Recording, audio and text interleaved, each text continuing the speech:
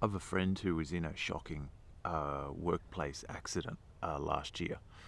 Basically, he got a massive number of his teeth smashed out.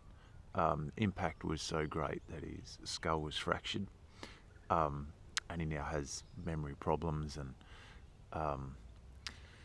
brain fluid leaking out daily. And after my last video, he reached out to me and he direct messaged me, and he said, in his own words, something to the effect of, "I'm looking for some compelling reasons to keep going." I gave him a call, and I was really shocked to find that that actually wasn't the whole story. It was just the beginning. He owned the business, and his primary financer, piling on the pain, decided that was a good time to pull the rug out from beneath his feet, locked him out of the business, and actually sold everything off. And just to make his 2020 even better, for a bunch of reasons I don't know and I can't explain, his church saw fit at that time to kick him out. So his story raises some excellent questions. He's not the only one who's watching his life get sucked down the proverbial toilet. And the question is, when the world turns that dark, when there is no light and no love, God's just nowhere, well, what then? That's the subject for next month's video. No, I'm kidding. I just had to lighten the mood. We should talk about it right now. This video might be a little longer than normal, but especially if that's your season, then this would be well worth your while to talk it through. I've had to walk out my own very dark seasons. Look, my story is not like my friends, but a couple of years ago, mine was so difficult, so dark. I had pretty strong feelings, to do myself in. I don't think I was at risk, but the thoughts are there daily, and that's quite a surprise when it happens to you. You're like, I didn't think I was that person, but there you go. You can find yourself in that place pretty quick. I had to learn how to walk myself out of that horrible season. I can testify with absolute certainty that God was there with me all the way, but in the middle of it, I absolutely couldn't see him.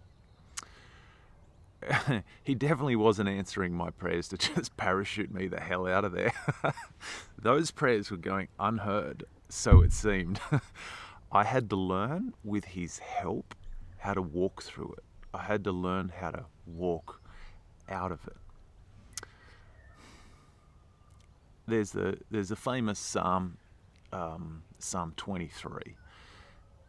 A little bit of it goes like this: He guides me along the right paths for his name's sake. Even though I walk through the darkest valley, I will fear no evil, for you are with me. Your rod and your staff, they comfort me. Turning to God, especially in these times, it's the fastest way out. It's not quick, but it's the quickest, if you get what I'm saying.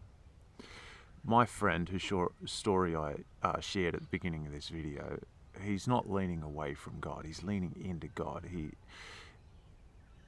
He's literally right up Shite Creek. That's an Australian saying that means he's literally up to his neck in poo, swimming. But despite that, he's resolutely looking for God in the mess of it. But his problem is the same as what I've experienced, and that's, in the middle of it, you just can't see the path. And perhaps that's where you're at as well. You can't see where you're supposed to go. And if you don't know where you're supposed to go, it's hard to find motivation to keep on. Again, that was my situation. In every direction I looked, it was just darkness. About a year in, here's what I found in the Bible.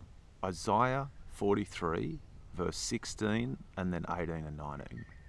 This is what the Lord says: Forget the former things. Do not dwell on the past. See, I am doing a new thing. Now it springs up. Do you not perceive it?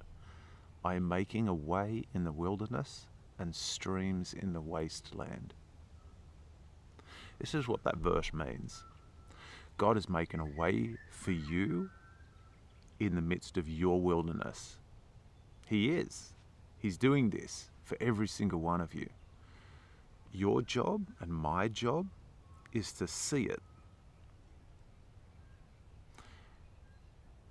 Your first and arguably most important task every day is to set out to see the new thing God is doing. You got to find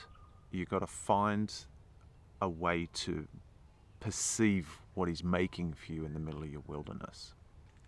It's easier said than done, and for me it was a massive challenge. I had a friend who at work was going through their own hell, and we used to cynically joke about all the stupidity around us. It was a coping mechanism. It felt like making fun of the stupidity was the only bright spark in the day. But here's the rub. Standing in that wilderness, I was unable to see the pathway that God was creating because I was so fixated on making fun of the rocks, the thorns, the canyons. The desert was my focus, not the pathway in it. My coping mechanism was actually stopping me see the pathway that He was forming. And there's a very good chance it's the same for you. Maybe your coping mechanism is to get righteously mad at all the stupidity and stupid people around you. But in doing so, you've become fixated on them. God's instruction is really clear. See, I am doing a new thing. Now it springs up. Do you not perceive it? I had to change my stance.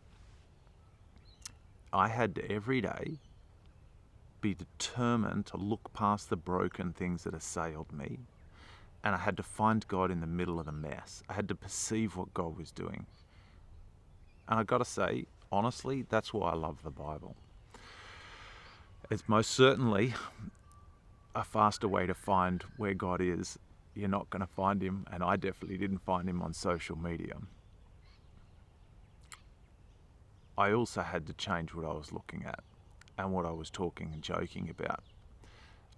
I went to my friend and I said, I'm not going to do these jokes anymore.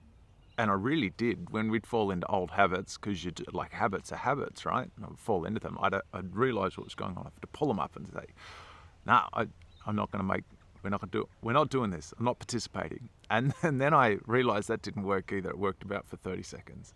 And then it was, too much fun to jump in and do it again, because you're still in the mess, right? Things are still hurting.